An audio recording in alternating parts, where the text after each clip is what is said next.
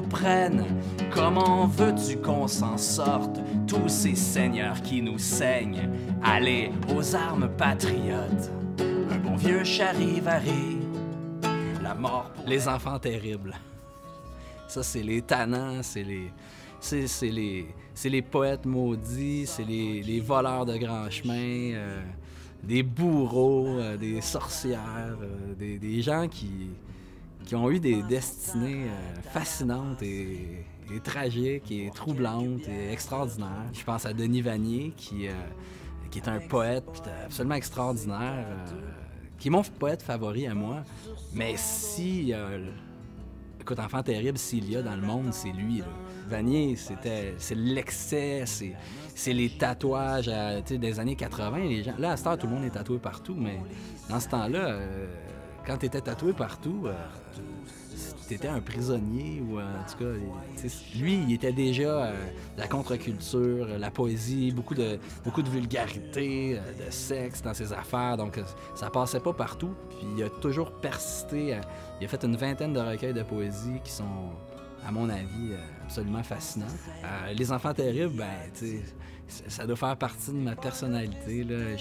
J'aime ça, moi, les tannants, puis ça me fait rire, puis je trouve ça très distrayant. Donc, autant j'aime chanter Jeanne Mance et sa vie pieuse, autant ça me fait vraiment rire de chanter Vanier et toute la gang de colorés, là. Je sais pas, je trouve ça sympathique. Puis c'est des gens qui ont été tassés beaucoup de l'histoire officielle, sont pas dans les livres d'histoire, ou très peu. Alors, pour moi, c'est un plaisir de les mettre en lumière le temps d'une soirée. Pour les enfants terribles, l'invité, c'est Pépé et sa guitare. Pépé, c'est un tannant, c'est un ami de longue date. Je trouvais ça vraiment le fun de pouvoir l'inviter pour ce spectacle-là. Puis il y a une chanson de Pépé qui est pas mal connue. Puis c'est « Hey, toi, tu connais tout ça, toi, du Jerry Boulet? » Puis Jerry, il vient d'ici. Donc, je me suis dit, crème, faut qu'on fasse cette tune-là ensemble. Puis, donc, il va faire une des chansons, un des enfants terribles que j'ai écrit, mais on va faire aussi, j'espère le convaincre de faire cette chanson-là. Je pense que ça serait pas mal comique. Puis ça fait un beau clin d'œil à Jerry, qui est une personnalité locale ici. Consacre sauvagement sa vie. Alors, pour ce qui est du Haut-Richelieu, le personnage que j'ai découvert et que j'avais envie de partager avec les gens, c'est Lucien Gagnon, la terreur de Saint-Valentin.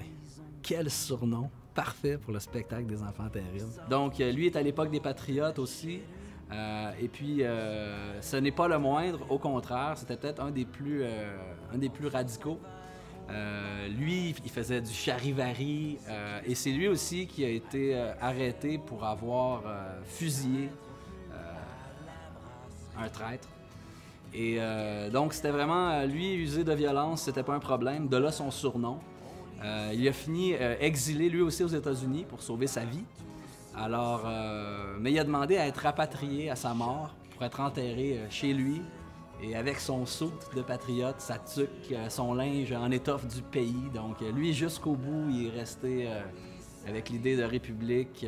Il était très anti-seigneur, donc Christie, c'était pas son préféré. La mort pour l'ennemi, on ne m'appelle pas en vain la terreur de Saint-Valentin.